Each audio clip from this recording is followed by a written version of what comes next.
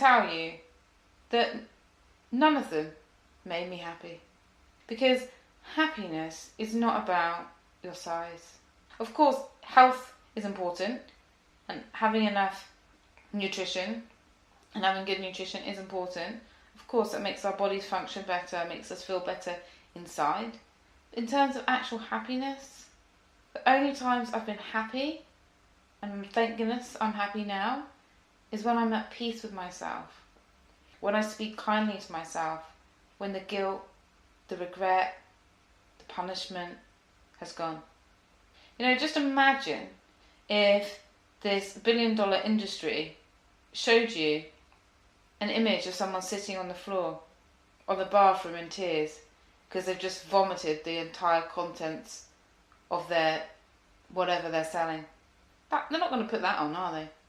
Instead, they're going to put on someone enjoying the food and doing a little skip and a little dance.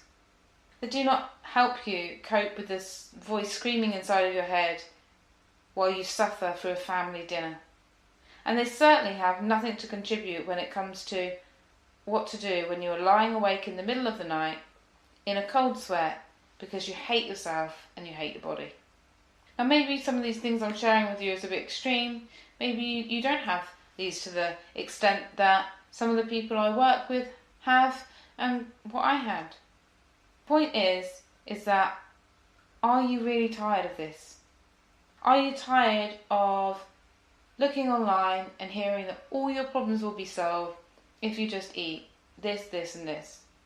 Are you sick and tired of hearing that you're on the wrong diet and if you eat this diet then you're going to be happy? What all of this ignores is it ignores the most precious weapon against despair, the most precious weapon against emotional eating, depression, sadness, and that's your heart. Love and peace can be created when we begin to be kind to ourselves. Now, I have over 12 different steps and tips to handle cravings that I go through with those that I help. And I can't go through all of them now as they require a lot more explanation. Sometimes, actually, each one has its own exercise and it could take an hour each one. However, as a start, this is what I suggest when a craving comes. And this is one of the many craving busters that help me and the many people who I've been able to help out that are victim to their compulsions. The thing to do is when you have that urge, if you can, it's not always easy, but if you can, you have that urge just to press pause. Tell yourself, okay, I can eat it in a minute. For now, I'm just going to pause.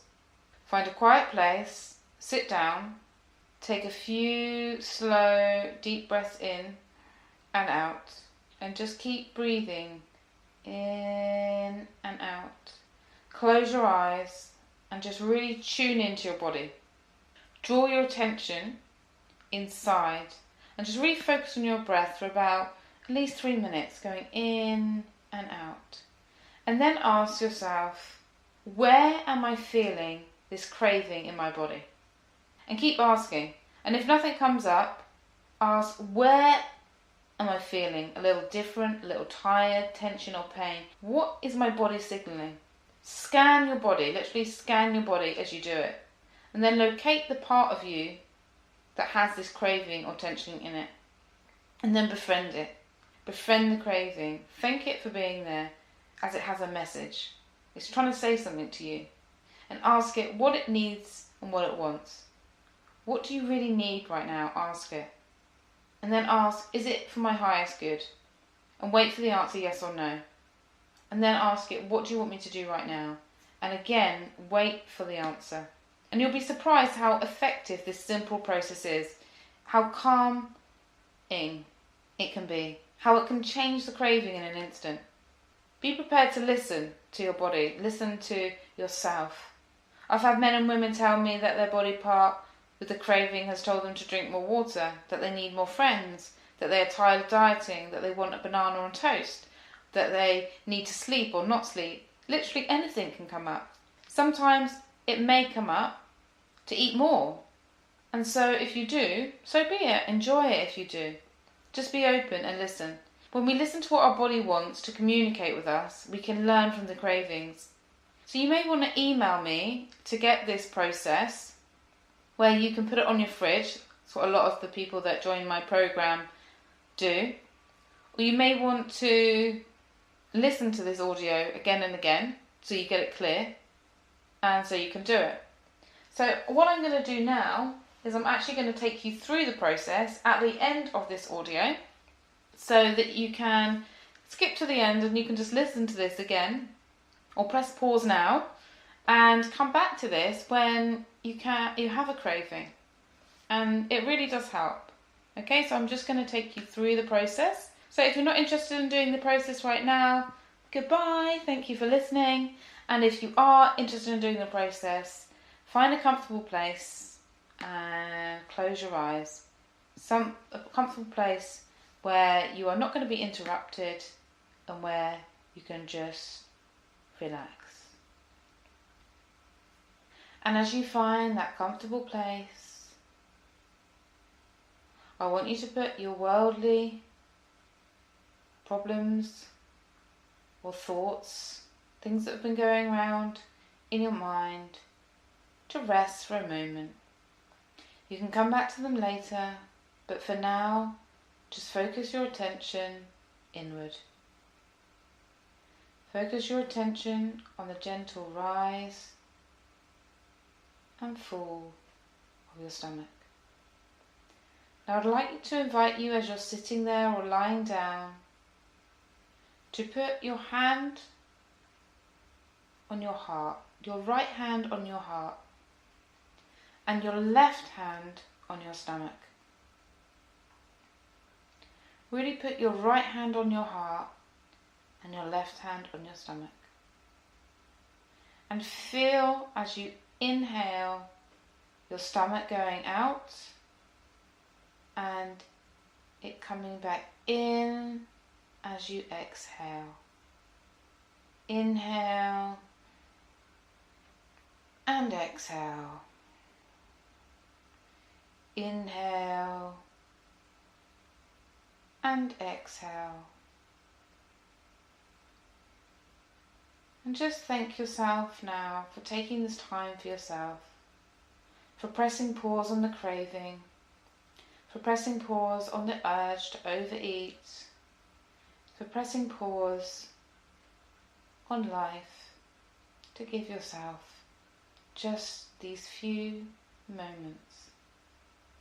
The few moments that you deserve to just be at peace. And as you're feeling more and more at peace, more and more calm in your mind, more and more relaxed, keep focusing on your breath and the gentle rise and fall of your stomach. And then, when you're ready, begin to scan your body.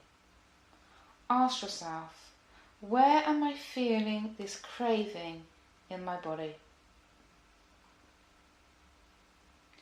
Where am I feeling this craving inside my body?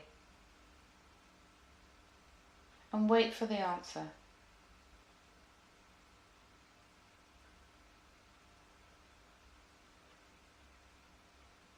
Something may come up or it may not come up. That's perfectly fine. And then ask, where am I feeling a little different? A little tension, a little irritation or pain, or where am I feeling that part of my body is signaling something to me? And scan your body again. Is it the same place or is it somewhere different?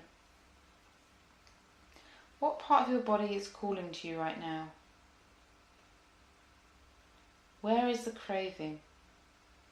Or where is the part of the body that's calling to you? And then, if you can, move the hand from your stomach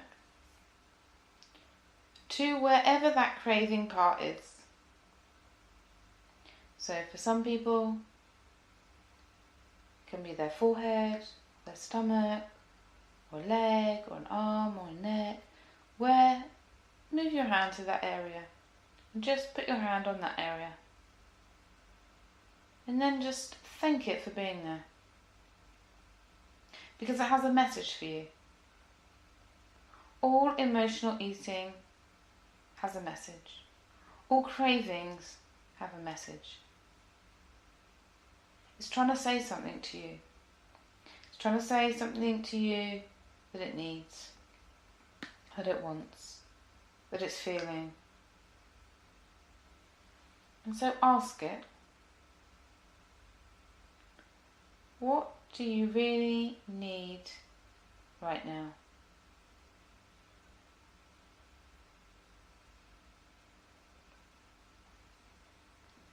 What do you really need right now? And wait for the answer.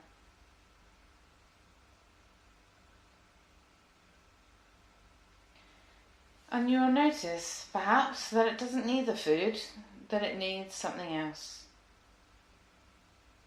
As I mentioned, some people get to drink more water, to make new friends, to tidy up their room, to stop dieting, to eat more, to have a milkshake. Literally anything can come up. So just be open and listen. Listen to what your body wants to communicate with you. This is just a very small snapshot of one of the ways that I help with cravings, and this is just part of one of the ways. But I hope that you get a little bit of an understanding of how important it is to listen to our bodies and look at the emotions. So for those of you that have listened to this all the way through, it's a real honour to be sharing my journey with you. It's an honour to be around people and to be listened to by people who want more from their life and are ready to say, no, I don't want to be living my life in this same pattern anymore. I admire you, I respect you. Thank you so much for joining me. And if you do like the show, I'd be so grateful if you could leave a rating or review, because what that means is it means that more people can get the help that they need. And of course, if you know anyone else that you think might benefit from the Emotional Eating Show, please do share it. I really want people to know that they don't have to go through this alone. There aren't many support groups out there. There aren't many shows or blogs I found that help people with this kind of thing. So I've made it my mission to share with people that freedom is possible, peace is possible, and that you don't have to go through it alone. Take care. Can't wait to join you in the next episode. Thank you for listening to Emotional Eating with Nicola-beer. If you would like to find out more about her new system, aimed at getting beneath the issue of weight gain and harmful food control to eradicate the root cause of over and under eating, then you can visit her website at www.nicola-beer.com. There you'll find more free resources on how to become free and live a life you love. She also invites you to connect with her on social media. All her social media links can be found on nicola-beer.com also. Wishing you an amazing day ahead.